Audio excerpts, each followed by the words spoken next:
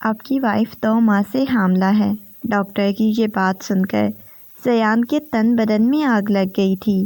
کل ہی تو شادی کی پہلی رات تھی اور اس کی وہ معصوم اور شریف سی بیوی اسے اپنے قریب بھی نہیں آنے دے رہی تھی۔ اسے لگا تھا وہ شرما رہی ہے، اسے کچھ وقت چاہیے اس رشتے کو قبول کرنے کا، لیکن ڈاکٹر کی بات سن کر اسے یقین نہیں آ رہا تھا۔ شمسا نے اسے اتنا بڑا دھوکہ دیا تھا۔ وہ غصے میں اسے ہسپتال سے لے کر باہر آیا۔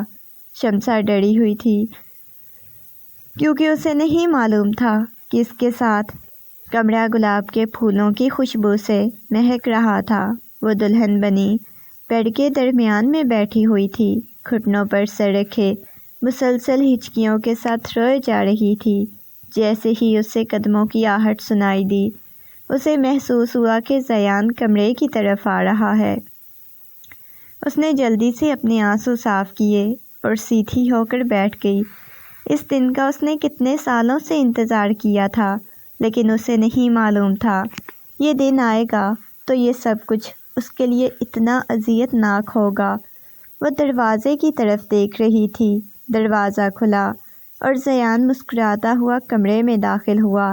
دروازہ بند کرتے ہوئے وہ آہستہ آہستہ چلتا ہوا اس کے پاس آیا اور شمسا کے سامنے بیٹھ گیا۔ مسکراتے ہوئے اس نے شمسا کا گھونگھٹ اٹھایا۔ رونے کی وجہ سے اس کی آنکھیں لال ہو چکی تھی، لیکن پھر بھی وہ زیان کے سامنے زبردستی مسکرانے کی کوشش کر رہی تھی، لیکن اس کے لبوں پر بالکل پھیکی سی مسکراہٹ بکھری ہوئی تھی۔ یہ دیکھ کر زیان کے چہرے کی بھی مسکراہٹ ایک دم سے غائب ہو گئی تھی۔ وہ پریشان ہو گیا تھا۔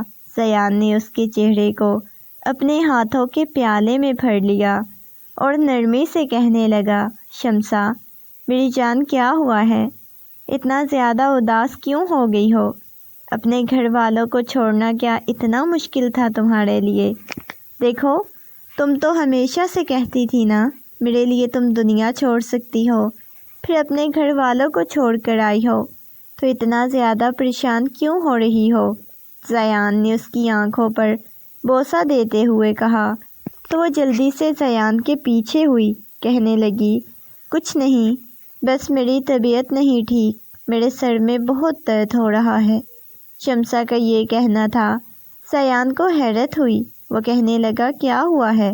اٹھو، تمہاری طبیعت ٹھیک نہیں، میں تمہیں ڈاکٹر کے پاس لے چلتا ہوں۔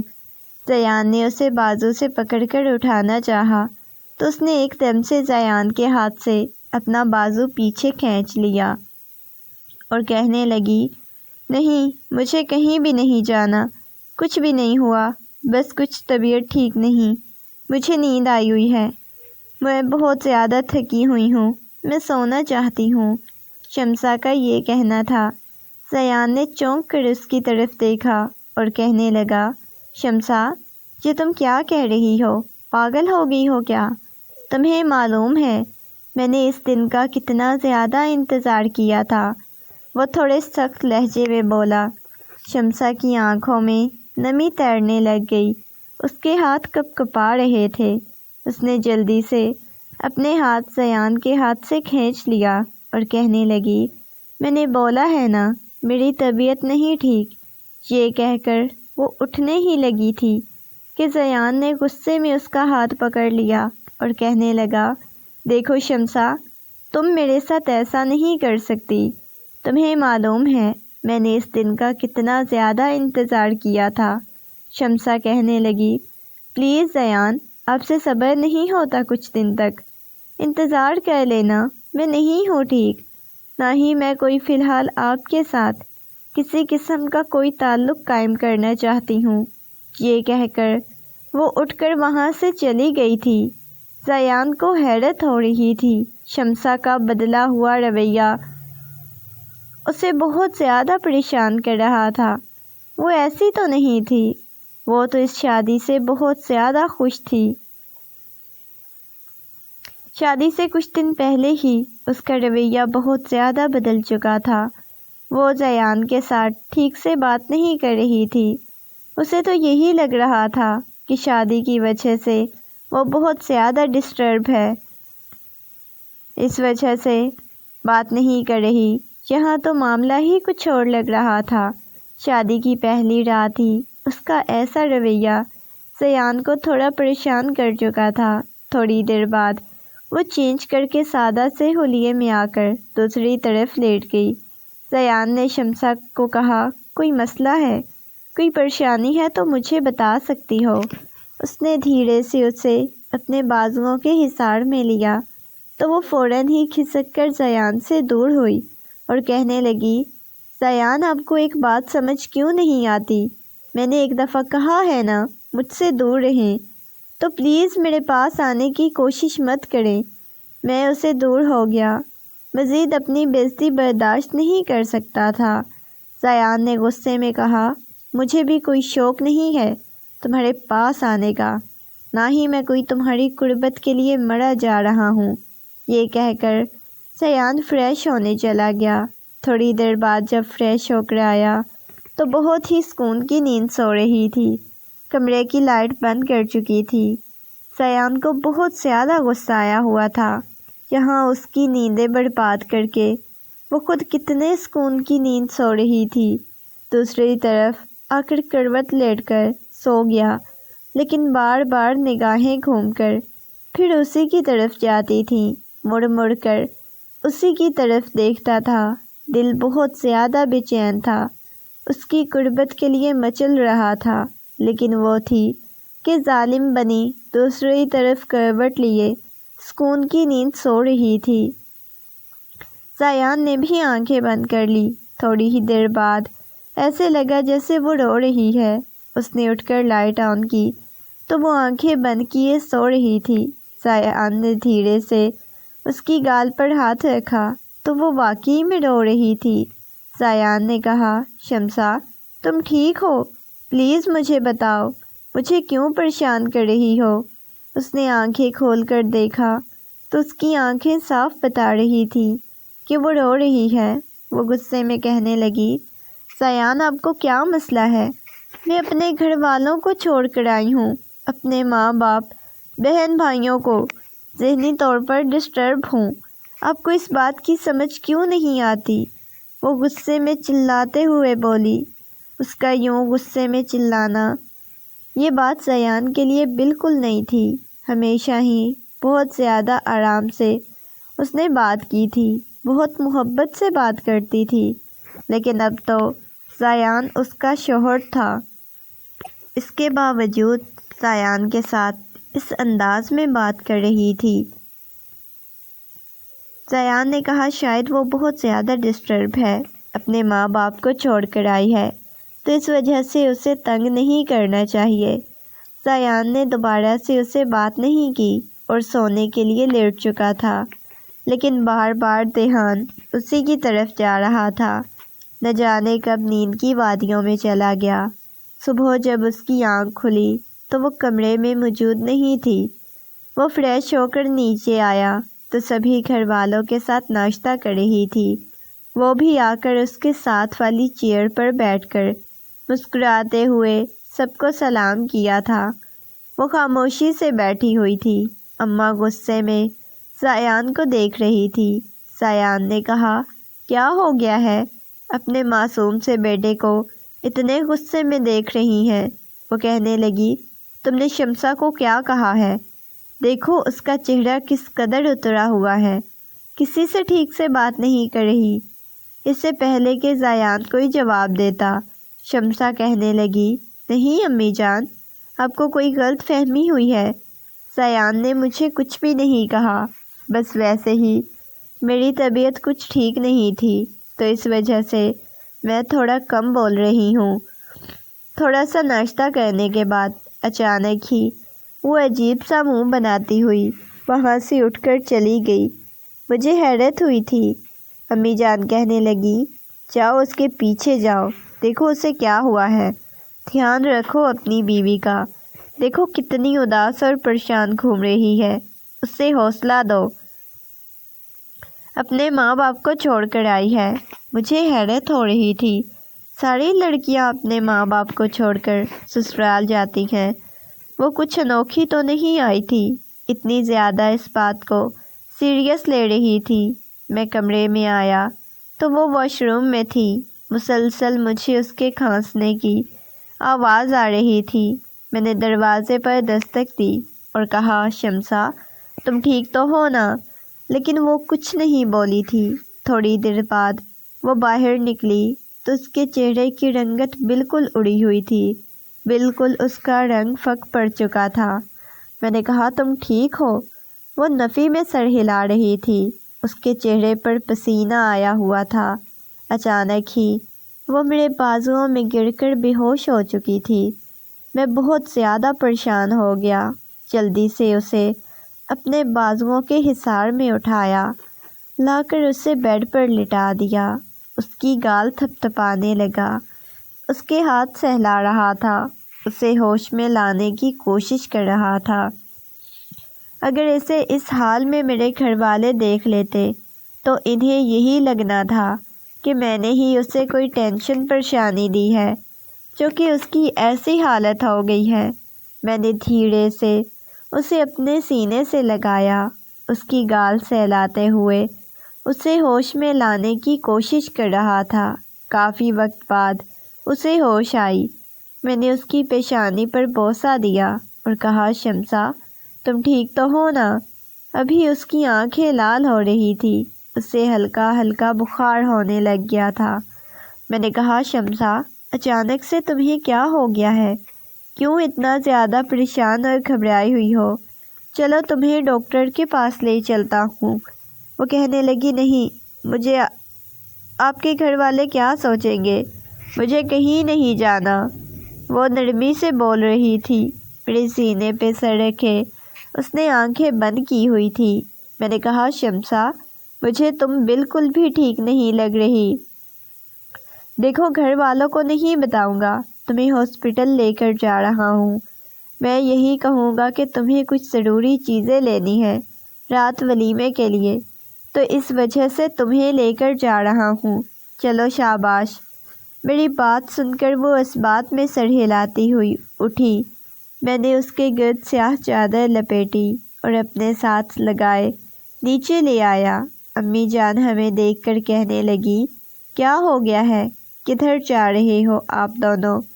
امی جان نے زیان سے پوچھا تو زیان ان کی طرف دیکھ کر مسکراتا ہوا کہنے لگا، امی جان شمسا نے کچھ چیزیں لینی تھی تو اسی لیے جا رہا ہوں۔ وہ کہنے لگی، کون سی چیزیں رہتی ہیں؟ میں نے تو شمسا کی ساری چیزیں پوری کی تھی۔ زیان کہنے لگا، بس کچھ رہ گئی ہیں نا، آپ لوگوں کو آ کر بتاتے ہیں۔ یہ کہہ کر وہ شمسا کو اپنے ساتھ لگاتا ہوا وہاں سے باہر آ گیا۔ گاڑی میں بیٹھتے ہی شمسا نے سیٹ کی بیک سے ٹیک لگا دی اور آنکھیں بند کر لی۔ اس نے جیسے ہی آنکھیں بند کی، اس کی آنکھوں میں سے آنسو بہنے لگ گئے۔ اس کی ایسی حالت دیکھ کر زیان بہت پریشان ہو گیا تھا۔ اسے نہیں سمجھ آ رہی تھی کہ آخر شمسا کے ساتھ مسئلہ کیا ہے، اسے ہوا کیا ہے۔ تھوڑی ہی دیر بعد ہسپتال کے سامنے گاڑی رکی۔ وہ شمسا کو اپنے ساتھ لگاتا ہوا ہاسپٹل کے اندر لے کر آیا۔ ڈاکٹر اس کا چیک اپ کرنے کے بعد زیان کی طرف دیکھنے لگی، کہنے لگی، زیادہ پریشانی کی کوئی بات نہیں، اس کنڈیشن میں ایسی حالت ہو جاتی ہے۔ میں کچھ میڈیسن لکھ کے دیتی ہوں، آپ انہیں باقاعدگی سے دیں۔ مجھے ڈاکٹر کی بات سمجھ نہیں آئی تھی۔ میں نے کہا، کیا مطلب، کیسی کنڈیشن؟ مجھے آپ کی بات سمجھ نہیں آئی۔ میری بات سن کر ڈاکٹر نے میری طرف دیکھا اور کہنے لگی، کیوں، آپ کو نہیں معلوم؟ آپ کی وائف پچھلے 2 ماہ سے حاملہ ہے۔ اور میں حیرت سے ڈاکٹر کی طرف دیکھے جا رہا تھا۔ مجھے اپنے کانوں پر یقین نہیں ہو رہا تھا۔ میں نے ایک دم سے شمسا کی طرف دیکھا، وہ بھی بے یقینی سے میری طرف دیکھ رہی تھی، جیسے اسے خود بھی ان سب کے بارے میں معلوم نہیں تھا۔ لیکن اس وقت میری آنکھوں میں نفرت کے علاوہ شمسا کے لیے کچھ بھی نہیں تھا۔ اتنا بڑا دھوکہ وہ مجھے کیسے دے سکتی تھی؟ مجھے اس بات کی سمجھ نہیں آ رہی تھی۔ وہ بالکل خاموشی سے گاڑی میں آ کر بیٹھ گئی۔ گاڑی میں ہچکیوں اور سسکیوں کے ساتھ رونے لگ گئی تھی۔ میں نے اس کی طرف دیکھا۔ میں نے کہا، یہ کیا ڈرامہ ہے؟ یہ سب کچھ کیا ہے؟ تم نے مجھے دھوکہ دیا ہے۔ وہ میری طرف دیکھتی ہوئی نفی میں سر ہلانے لگی، کہنے لگی، یقین کریں میں نے آپ کو کوئی دھوکہ نہیں دیا، بلکہ ان سب میں میرا کوئی قصور نہیں ہے۔ میں نے کہا، تمہارا قصور نہیں ہے، پچھلے 2 ماہ سے تم حاملہ ہو، مجھے یہ بات تم نے نہیں بتائی، یہ قصور تمہارا نہیں تو پھر کس کا ہے؟ میں غصے میں چلاتے ہوئے اسے پوچھ رہا تھا۔ وہ رو رہی تھی، کہنے لگی، مجھے بہت زیادہ ڈر لگ رہا ہے، خوف محسوس ہو رہا ہے۔ آپ مجھے اپنے ساتھ نہیں رکھنا چاہتے تو بے شک آپ مجھے طلاق دے دیں، میں کہیں دور چلی جاؤں گی، آپ سب۔ اب وہ روتے ہوئے بولے جا رہی تھی۔ میں نے اس کی طرف دیکھا اور کہا، ہاں طلاق لینے کے لیے تیار ہو، لیکن حقیقت مجھے نہیں بتاؤ گی، یہ بچہ کس کا ہے؟ میں غصے میں چلاتے ہوئے اسے پوچھ رہا تھا۔ میرا یوں چلانا اسے بہت زیادہ خوف میں مبتلا کر رہا تھا۔ وہ ڈر رہی تھی، کہہ رہی تھی، پلیز مجھ پر یوں چلائیں مت۔ اس کی آنکھوں میں سے مسلسل آنسو بہے جا رہے تھے۔ وہ ہچکیوں اور سسکیوں کے ساتھ روئے جا رہی تھی، کہنے لگی، میں کسی کو بھی نہیں بتا سکتی، آپ کو پتہ ہے ہمارے گھر کا ماحول کتنا سخت ہے، اگر میں حقیقت بتا بھی دیتی تو میرے باپ نے مجھے زندہ زمین میں گاڑ دینا تھا، سب کو یہی لگنا تھا کہ ان سب میں میرا قصور ہے۔ میں نے کہا، مجھے حقیقت تو بتاؤ، ہوا کیا ہے تمہارے ساتھ؟ کیونکہ اب مجھے بھی یہی لگ رہا تھا کہ اس کے ساتھ کچھ غلط ہوا ہے، جس کے بارے میں اس نے کسی کو بتایا ہے، نہ وہ کسی کو بتانا چاہتی ہے۔ وہ ڈر رہی تھی۔ میں نے بہت محبت سے اور آرام سے اسے پوچھنا چاہا تو وہ میرے کندھے سے لگی، بہت شدت سے رونے لگی، کہنے لگی، جب شادی کی تیاریاں چل رہی تھی، سب گھر والے شاپنگ پر گئے ہوئے تھے، میں گھر پر تھی، کافی زیادہ انہیں آنے میں لیٹ ہو چکی تھی، رات کے تقریباً 10 بج چکے تھے، لیکن وہ لوگ ابھی تک نہیں آئے تھے۔ وہ زیان کو بتا رہی تھی۔ زیان اس کے چہرے کی طرف دیکھے جا رہا تھا، جہاں سے مسلسل آنسو بہہ رہے تھے۔ وہ کہنے لگی، نہ جانے کیوں گھر والوں نے اتنی دیر کر دی تھی، رات گھر میں چور گھس آئے، انہیں گھر میں تو کچھ نہیں ملا تھا، لیکن میرے ساتھ، یہ کہہ کر وہ آگے سے سسکنے لگی تھی، بہت شدت سے رونے لگی تھی۔ مجھے کچھ بھی سمجھ نہیں آ رہی تھی، میں کیا کروں، میں اسے کیسے حوصلہ دوں، اس میں اس کا کوئی قصور نہیں تھا، لیکن پھر بھی قصور میرا بھی نہیں تھا، میرے ساتھ بھی اتنا بڑا دھوکہ ہو چکا تھا۔ میں نے کہا، تم نے کسی کو بتایا کیوں نہیں؟ وہ کہنے لگی، آپ کو معلوم ہے مجھے ڈر لگتا ہے، اگر کوئی مجھ پر یقین نہ کرتا تو؟ پھر وہ روتی سسکتی زیان کو بتانے کی کوشش کر رہی تھی۔ زیان نے اسے خود سے دور کیا اور سنجیدگی سے ڈرائیونگ کرنے لگا۔ کافی دیر تک انتظار کرتی رہی، شاید زیان کچھ بتائے، کچھ کہے، اب آگے کیا کرنا ہے، لیکن زیان کچھ نہیں بولا۔ ولیمے کا فنکشن ہو چکا تھا، لیکن زیان کو سمجھ نہیں آ رہی تھی اب اس نے کیا کرنا ہے۔ نہ وہ شمسا سے ٹھیک سے بات کر رہا تھا، نہ اسے بلاتا تھا۔ وہ جانتا تھا کہ ان سب میں شمسا کا کوئی قصور نہیں ہے، اس کے باوجود بھی وہ شمسا سے بالکل ٹھیک سے بات نہیں کر رہا تھا۔ رات کو دیر دیر تک چھت پر کھڑا سگریٹ پیتا رہتا، کمرے میں بھی نہیں آتا تھا۔ شمسا اس کا انتظار کرتی رہتی، جب آتا شمسا اس سے بات کرنے کی کوشش کرتی، لیکن وہ سونے کے لیے لیٹ جاتا، سوتا نہیں تھا، کروٹیں بدلتا رہتا تھا۔ آج بھی اس نے آنے میں کافی دیر کر دی تھی۔ اس نے جیسے ہی کمرے کا دروازہ کھولنا چاہا تو کمرہ لاک تھا۔ اس سے پہلے تو کبھی شمسا نے کمرہ لاک نہیں کیا تھا۔ اس نے دروازے پر دستک دینی شروع کی۔ کافی دیر وہ دستک دیتا رہا لیکن اندر سے کوئی آواز نہ آئی۔ اس نے دروازہ کھولا ڈپلیکیٹ چابی سے۔ جیسے ہی دروازہ کھلا، سامنے کا منظر دیکھ کر ایک لمحے کے لیے اس کا اوپر کا سانس اوپر اور نیچے کا نیچے رہ گیا۔ سامنے پنکھے سے لٹکتی ہوئی لاش کو دیکھ رہا تھا۔ وہ آنکھیں پھاڑے اس کی طرف دیکھے جا رہا تھا۔ جلدی سے اس نے شمسا کو نیچے اتارا لیکن اس کی سانسیں تھم چکی تھی۔ وہ اسے پکار رہا تھا، اسے اٹھانے کی کوشش کر رہا تھا۔ اس کی محبت اسے ہمیشہ کے لیے چھوڑ کر چلی گئی۔ وہ روتا چیختا اسے پکارتا رہا۔ اب پچھتاوا ہو رہا تھا۔ کاش وہ اس سے بات کر لیتا، اس مسئلے کا حل نکالتے، بجائے اسے یوں اگنور کرنے کے۔ اب اس کے پاس پچھتاوے کے سوا کچھ نہیں بچا تھا۔